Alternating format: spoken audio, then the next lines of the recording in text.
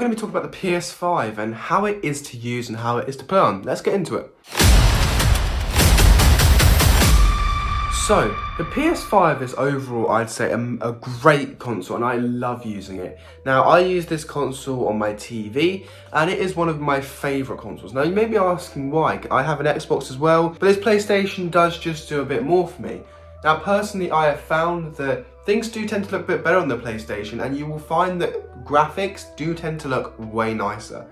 PlayStation has brought out the bag this year with their own silicon chips and making sure that every single game is optimized for PS5. Every game developer has to make sure that PlayStation has one of the best looking games. You'll find that games load quick and games look amazing, especially if you're on a TV, and that is the main reason why I got this thing, is because TV gaming on the PlayStation 5 is lovely. This PlayStation is amazing if you're using it on a monitor. Now, I have only very rarely used it on a monitor, but I have run on 1080p at 120 FPS, and it is so nice, smooth, 120 FPS locked pretty much, so you will not have to worry about any frame drops or anything if you're playing competitive, so do not worry about that. Now let's get into how the gaming experience is, because you will find that it very much depends on what game you're playing, what experience you're going to get out of this console. Now, the two games that we are looking at today is Grand Theft Auto 5 and Fortnite. Now, first of all, let's get into the Fortnite gaming experience.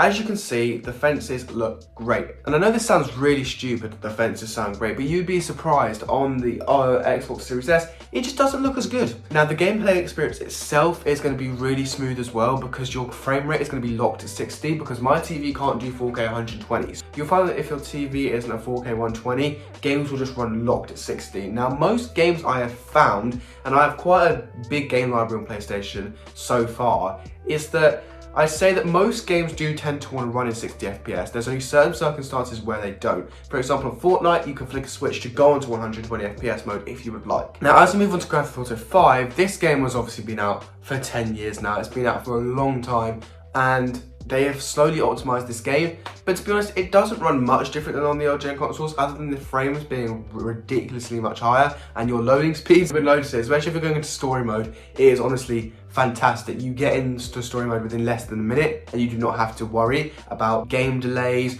or you don't have to worry about waiting for your game to load. Whereas online, obviously you have to wait for a server, but in story mode, if it's running off the SSD, absolutely fine. Do not worry for a minute about loading times. Now, obviously one main thing about this PlayStation is its new controller. Now, this controller is fantastic, and I love this. It's such a good size, and it honestly is a similar size to the Xbox controllers now. Now, that sounds stupid, but I've come from Xbox, and I was not used to the PlayStation 4 small controller, so they've definitely made this design a bit more ergonomic, and I really do like that, and it's one of my favorite things of this controller, other than the haptic triggers. Now, one thing you do notice is everything on this PlayStation controller feels so much more built, like it just feels so much more that they've put in extra details into this. The adaptive triggers, the build quality, the way it fits in your hand, all the little lights, the way the triggers move, everything is perfect, and honestly, you will not find it on any other console. Now, this console, when it is streaming 4K 60 FPS, you won't even notice. Now, this PlayStation is running this video in the background, and it is not making a single sound, and it is so nice to have that contrast from the PlayStation to this thing, because we all know the PlayStation 4 was like a jet engine, but this is as quiet as anything, even when you're running a game at max settings, so it's good. Now, one other game that I would mention is God of War. That game looks amazing. You can definitely tell that that has been optimized for this hardware. And Spider-Man, you can swing through, you can break things, you can do everything. Everything just looks so good on this console. Now, finally, what I would say is if you are looking to get this console, now is definitely a good time. They're coming back into stock, they're at good prices, they're not ridiculously high, £1,000.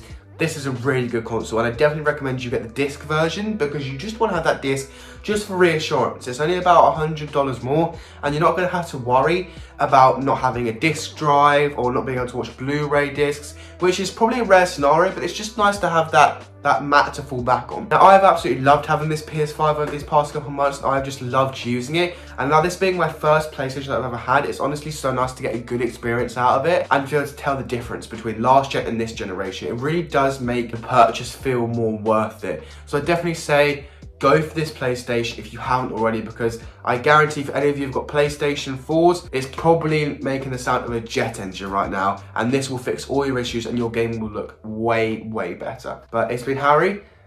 I'm out. Peace.